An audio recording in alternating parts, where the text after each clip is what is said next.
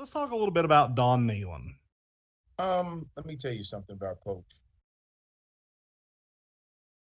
One of the most genuine people that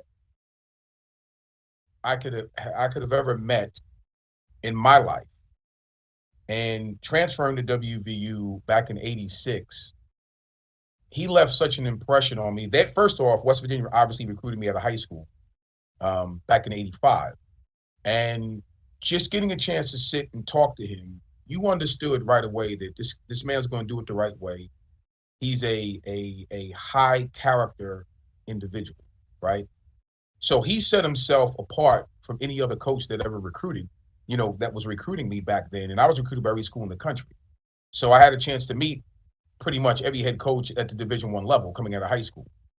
And there was a few of them that, first off, really set themselves apart. Well, Don Nehlen was one of them. My mom immediately took to him. She liked him. She had a great deal of respect for him. So transferring to West Virginia, I knew what I was getting as a head coach, but also as a leader of men. And you got a chance to see that from the staff that he recruited and the kind of men he put on that staff.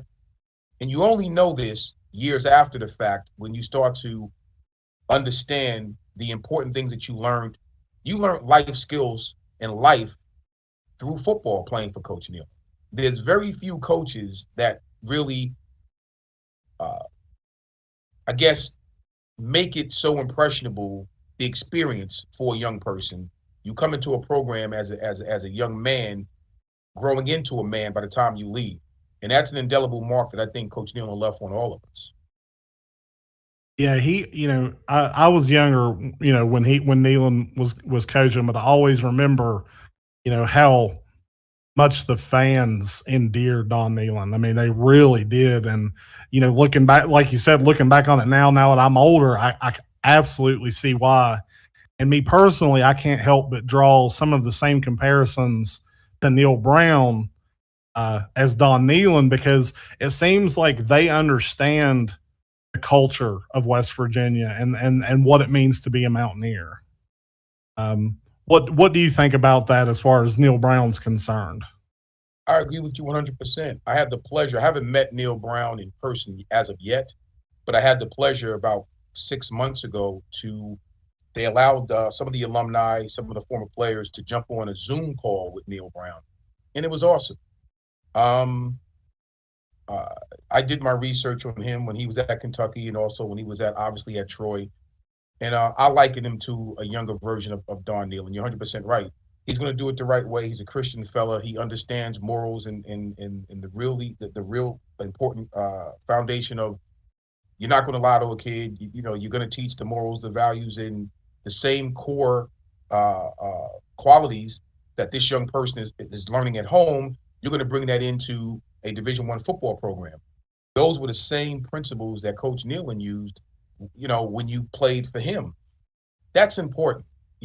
Wins and losses, yeah, they're great, and you want to win and all that good stuff. But when it's all said and done, I think what you walk away with from learning how to be a man from a coach is just as important as the wins and losses.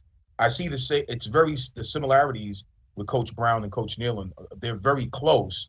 So I do see him as a younger version of Coach Nehlen, and I'm glad that he's our head coach. I'm gonna tell you that right now, because I think he has a chance, if we're just patient enough with him, he has a chance to do something real special. And I couldn't agree more with that. I think, there's some knee jerking going on with, the year that we're having, and, everybody wants to point their finger at somebody. But at the end of the day, Neal Brown, let me say it this way. Dana Holgorsen and I would say even Rich Rodriguez weren't very good stewards of the program. And what I mean is, when they handed it off, they did it, in my opinion, in the wrong kind of way.